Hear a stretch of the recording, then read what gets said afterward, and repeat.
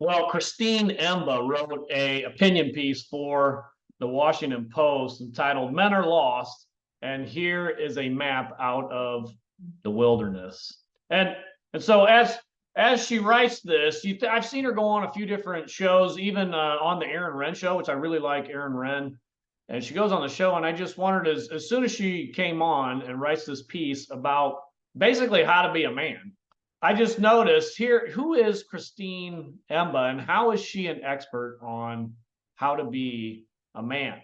Now, she is a single, early 30s woman who is a second generation immigrant from Nigeria.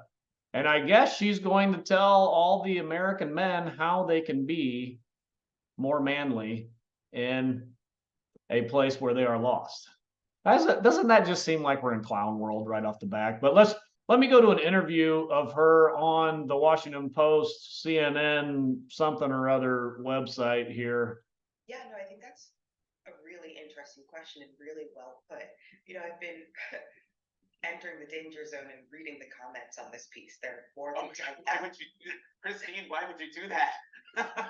Because I think this question is pretty interesting, and So here's Christine, and she's with the guy. Now she's commenting on her article, and it's interesting that so she's a single woman who has no husband and has no sons, and she is writing on masculinity. On the show here, the guy with the Washington Post, he is a man who is married to another man. So he's a gay man. He's commenting on masculinity. And then you have some guy from the UK who, I mean, at least I think he has a couple sons, and at least he's a man, who has children. So, maybe he can say, but he's from the UK, and you just wonder, like, if we're really serious about talking about masculinity in America, wouldn't we get maybe a seasoned American man to talk about masculinity? It's just like we live in clown world here. Anyway, let's go on. I'm clearly not a man, and so also just hearing. Yeah, you're clearly not a man. That's true. And one of the things that I keep seeing coming up in a response to this piece is, okay, you're trying to put forward these modes and models for masculinity, but as our questioner says, having this one strict model of masculinity has hurt men in the past, has left a number of men feeling left out, like they don't live up to whatever they're supposed to be. And it's especially troubling, I think, for men who identify as queer or LGBT or anywhere else on the spectrum that wouldn't fit into the traditional John Wayne model. And so I actually think that the solution is not to totally throw out old modes or sort of old forms of masculinity, because as Richard says, some of them do have qualities that are helpful, that actually do acknowledge something about sort of the physical embodiment of a big male and what to do about it. What actually I think we're looking for in this moment. Obviously, she has no idea what it means to be a man. Again, we just live in clown world. It's just clown world. Okay, she will opine on what she thinks about masculinity and how we should go into it. All right, here we go. Is new, better, and extended models of masculinity. Here it is. New, better, and extended models of masculinity. Let's go back. Then anyway, here we go. Might be norms, but you can sort of branch out anywhere from those norms. You can be any kind of man. You just have to figure out how to be a good one. And there is a character, not just biology, a character of duty and responsibility that comes with being a good man, or in fact. Okay, so here's the basis of this. This is about all I wanted to play here. Here's the basis of what she's saying. Hey, if you're a man, you can break out, you can branch out and do whatever you want to, really, as a man, as long as you're a good man. What kind of roadmap is that? Again, the title of her article is Men Are Lost. Here's a map out of the wilderness. She's saying, hey, actually the map is just take whatever road you feel like taking, and that will get you out of the wilderness. No, that's why we're in the wilderness right now. Obviously, you have no idea what masculinity is and how to even define it. Come on, this is so ridiculous. Anyway, if I go to her article, I was gonna, you guys can, I'll put a link in the comments to her article. I'll put a link to this video here too.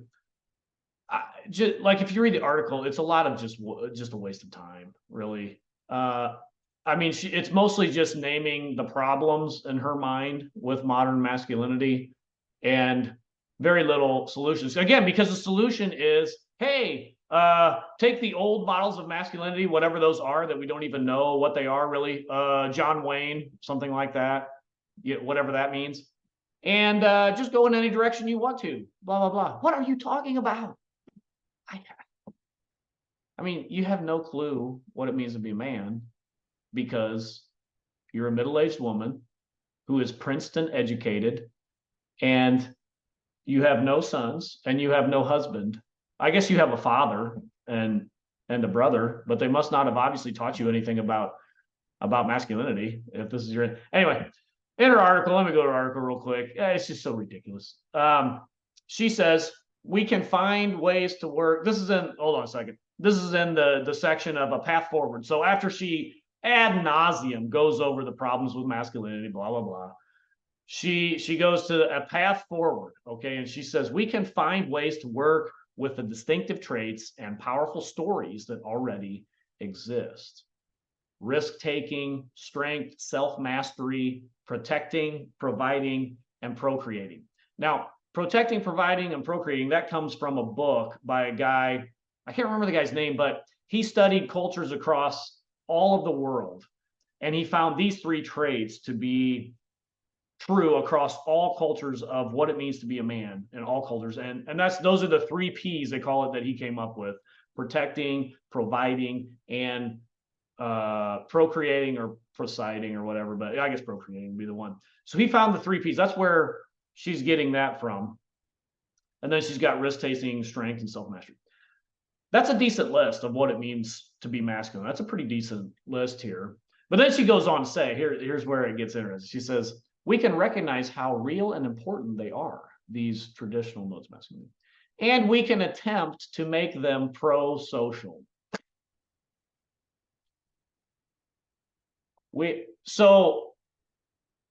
So these traditional ways of masculinity, protecting, providing, and procreating, I mean, I don't know if she's realized what she said.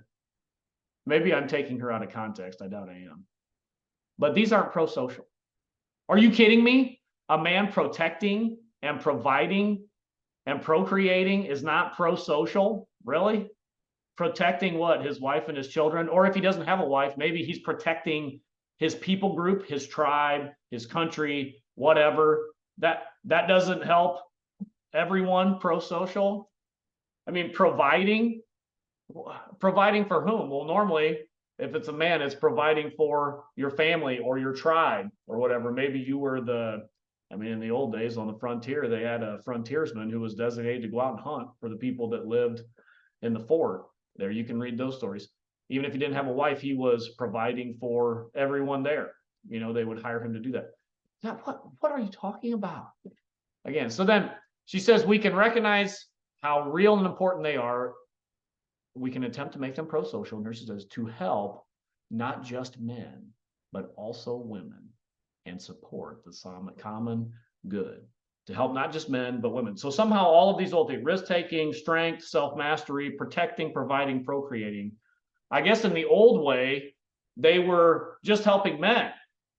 But now they need to be pro-social, so they help not only men, but women and support the common good. What? So this is very common. When any woman talks about what it means to be a man and what it means to be masculine, they always, I've never seen a contradiction in this. They always define maleness, masculinity. They define it in terms of how it helps women. It's defined in how it helps women, which, I mean, come on. Now, a roadmap that I like, in my men's Bible study, we've been reading It's Good to Be a Man. And it has a similar, there's a couple things here that are similar, but I thought really good book. I would recommend this book to anybody if they were wanting something about masculinity. But in it, he talks about the three traits of masculinity are wisdom, workmanship, and strength. So now that there's a couple there, she has self-mastery, strength. So there's kind of two of the same type there, but he has wisdom, workmanship, and strength. And he lists wisdom, and I thought it was really good. He lists wisdom because in scripture, men are commanded to have wisdom, not that women are to be foolish, but women are commanded to look to their husbands for wisdom as they are in submission to their husbands. And so husbands therefore must have wisdom in order to guide their wives that they love and their children that they love. And so he lists that as wisdom, workmanship, and strength. And I thought that was good. It was good. Give that a read. It's worth reading. Anyway, give me a like, give me a comment below. Subscribe to my channel if you haven't. Let me know what you think about this. I just think it's bizarre that a gay man and a single woman and then some guy from the UK are going to talk about what it means to be a masculine American male. Well, with all that being said, we're going to get this turned around here because Christ is winning. He is building his church, and the gates of hell will not prevail against it. Until next time, this is the Post Millennial Man.